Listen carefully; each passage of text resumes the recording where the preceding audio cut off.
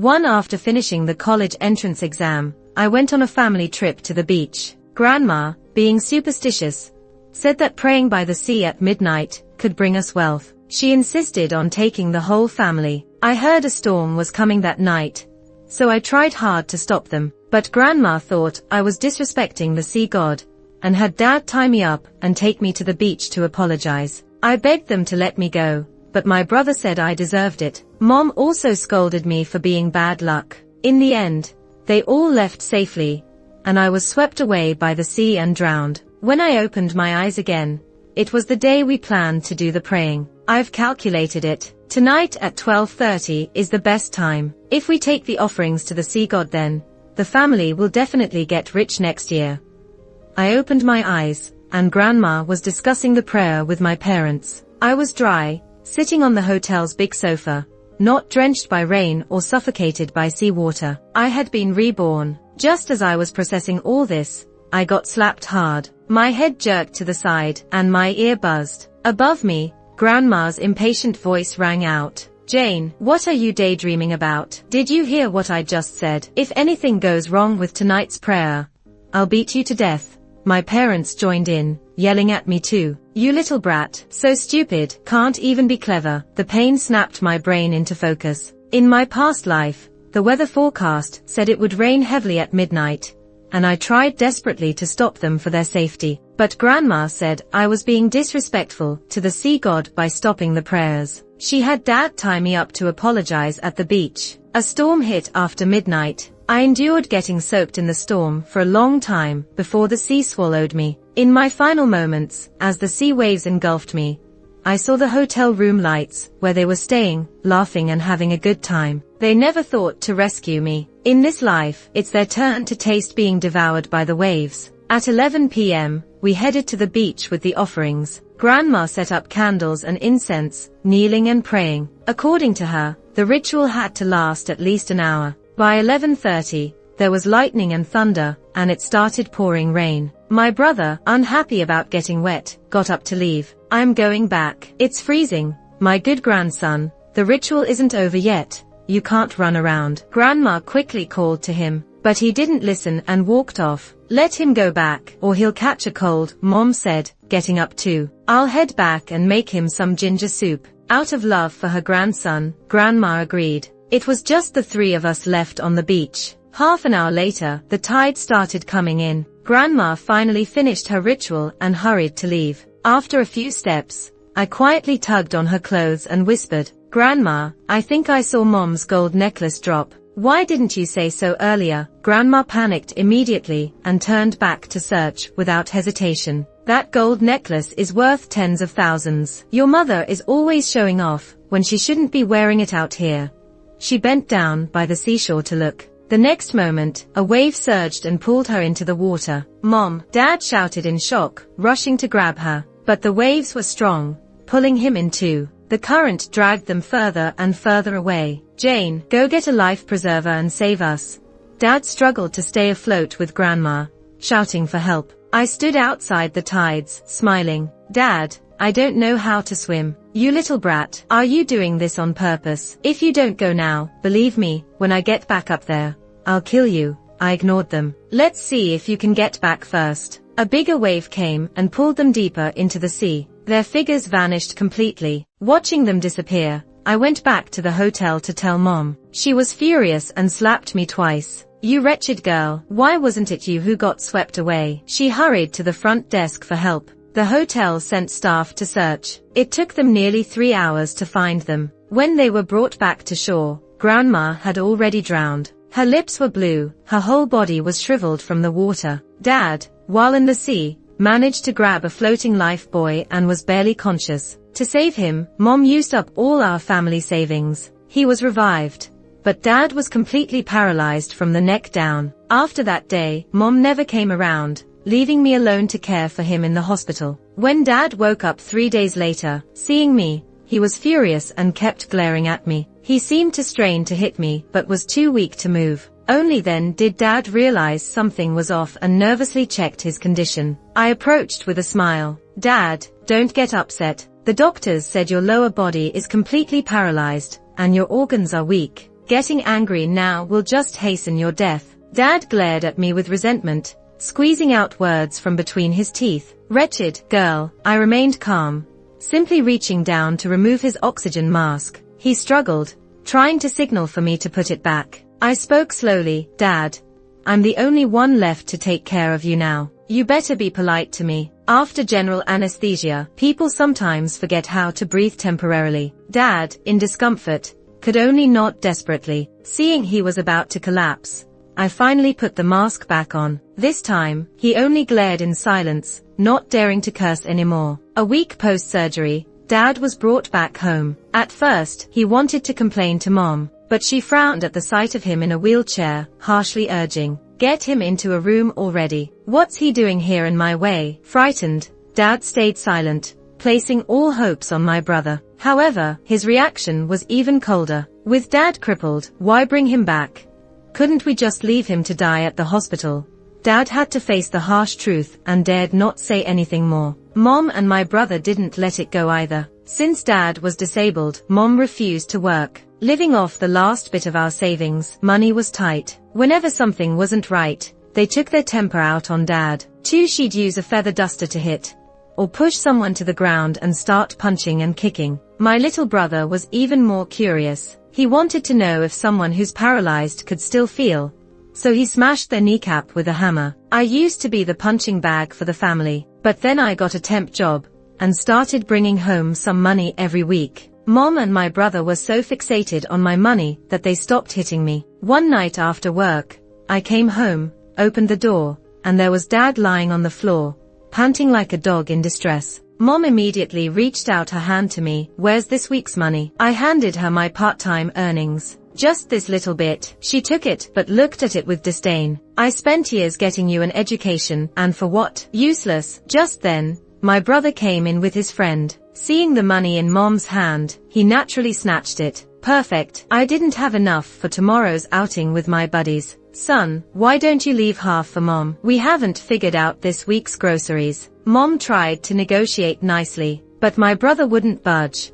"I'm already short for tomorrow's fun." Mom didn't want to force him, so she just turned around and glared at me. I pretended not to notice and went to pick Dad up, taking him into a room. My brother's so-called friend kept staring at me, making me uncomfortable. After dinner, Mom suddenly changed her attitude. She brought me a glass of milk to drink before hitting the sack. "Isn't this for my brother?" "I'm not drinking it." Something felt off. "Just drink it." My mom never had much patience with me. Seeing I wasn't doing it, she viciously twisted my ear. "If it weren't for your brother not wanting it, do you think you'd get a chance? You little ingrate. I try to be nice and you complain." Born unlucky. I couldn't say no anymore and drank it. Only after I finished did she seem satisfied. She pushed me back to the room, telling me to sleep. The moment the door was closed, I rushed to grab the spittoon, stuck my fingers down my throat, and threw up all the milk. I didn't trust she'd suddenly be so nice. After a while, I started hearing hushed voices outside. "Quick!"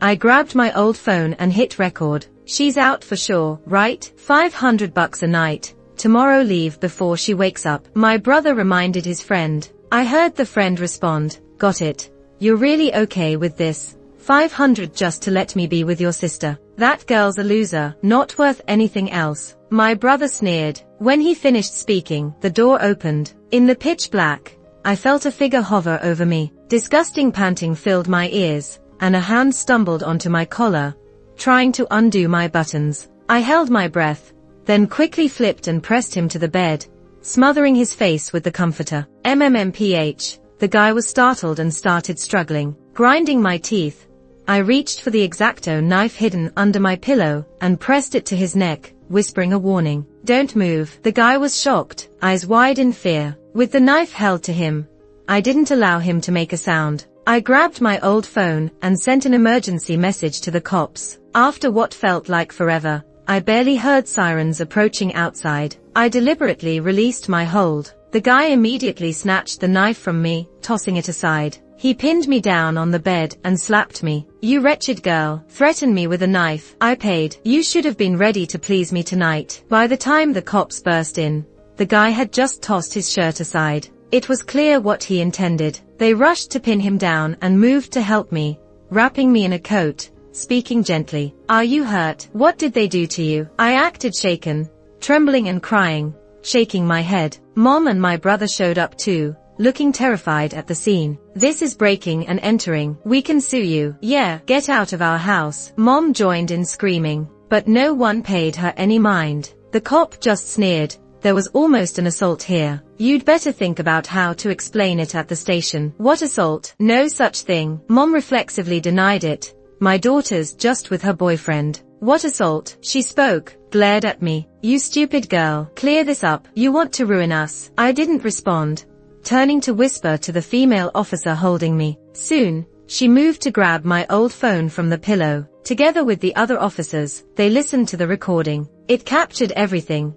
Plans to sell me, and what happened afterward. Mom's face turned ghostly pale. She went wild, lunging to hit me. You little rat. I knew it. You're a snake in the grass. How dare you record to incriminate me and your brother? You've got a death wish. Shut up. Seeing how violent she was, officers had to pin her down forcefully, handcuffing her. You'd sell your own daughter. Do you even deserve to be called a mother? One officer couldn't hold back from saying. Tears that I had made myself shed still hadn't dried, yet I couldn't help but laugh. They didn't deserve it. These people deserved to rot in hell. My family got taken in for questioning. With the recording and getting caught red-handed, they couldn't deny it. The guy ended up with a 3-year sentence. Mom took the fall for everything, saying she orchestrated it and my brother was forced. She got 10 years. My brother only 2 months. I watched the verdict play out, then went home and opened Mom's cabinet. Inside was my college acceptance letter from my dream school, and my ID documents. After finals, to keep me in line, Mom locked my documents up early, telling me not to get any ideas, and to just work to support my brother's college. That day I knelt, begging her and Dad non-stop, promising that even in college, I'd earn scholarships enough to support my brother. 3 better than working odd jobs for money. My parents were kind of shaky about my future, but then my brother said, if she finishes college, she'll have a better degree than me. Wouldn't that just embarrass me? That totally killed any hope I had. Dad used to stick on me until there was not a single spot left unharmed, all because I had to say, I won't go to college. Only then did he stop. Grandma spit at me and coldly said, this stubborn girl just can't be settled. A girl wanting to study, and no thought for how if she wasn't bringing in any money, we would have beaten her to death and saved our family from bad luck. They didn't feed me and kept me locked up, starving. It wasn't until my exam results came in, and the school sent a scholarship, they finally had to let me out. In my past life, I never did get to see those things again. Luckily, in this life, I can finally break free from them. The temp job I told Mom about was actually tutoring some kids. Most of the money I earned, I kept hidden. I only handed over a small portion. I got my documents ready and sorted out my admission before school started. As for Dad, I left him enough money to last 2 months, until my brother got back. That's all. Just enough that he wouldn't starve to death for those 2 months. When I left, Dad wheeled himself out and desperately tried to grab onto me. Jane, please don't go. What am I supposed to do all by myself? Now, he was nowhere near as fierce. His hands were too weak to hurt me now, just grabbing at me powerlessly. I shook his hand off with ease. Don't you still have my brother? He always said my brother was his hope for continuing the family line, and I, just a money drainer, a bringer of bad luck. Giving me food was a blessing, according to him. You always said your son was your retirement hope. I smiled at him. You wait at home, all right. Once he's back, everything will be fine. Even though it was summer, Dad shivered. We all knew it wouldn't be fine. Ever since his accident, my brother has treated him, let's just say, no better than they all treated me.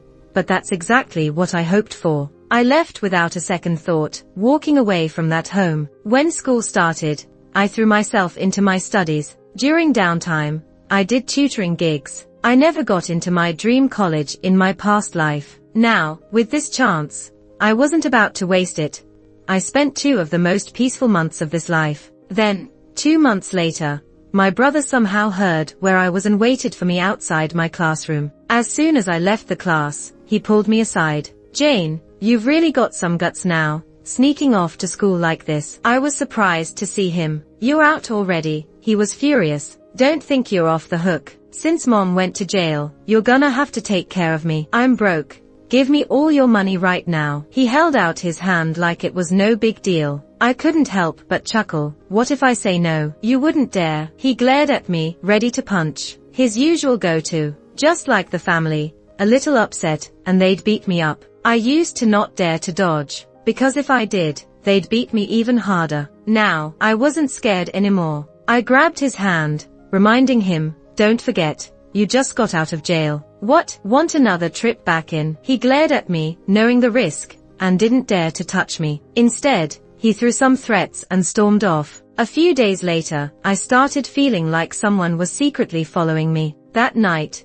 when my roommate and I came back to our dorm, we found it in chaos. We looked around and realized all the valuable stuff was stolen, including 2 laptops, and a designer bag from one of my roommates. I called the police. They checked the hallway camera outside the dorm. We saw a guy pick our lock and search the room for about 10 minutes before running off with stuff. It was none other than my brother. Luckily, one of the stolen computers had GPS. After tracking it, the police caught him in less than 2 hours. I had deliberately left a lot of cash behind in the dorm. With what is taken, he'll be in for at least 8 to 10 more years. But then something unexpected happened. When they caught him, they interrogated him about something else. He killed our dad. I learned the details later. After he got out of jail, the first thing he did was go home to demand money. But Dad only had the bit I left him, which wasn't enough. Angry, my brother smashed Dad's head with a hammer. Dad bled out and died right there. Police said when they found him, the body was already rotting. There were all kinds of bugs and flies mixed with takeout trash,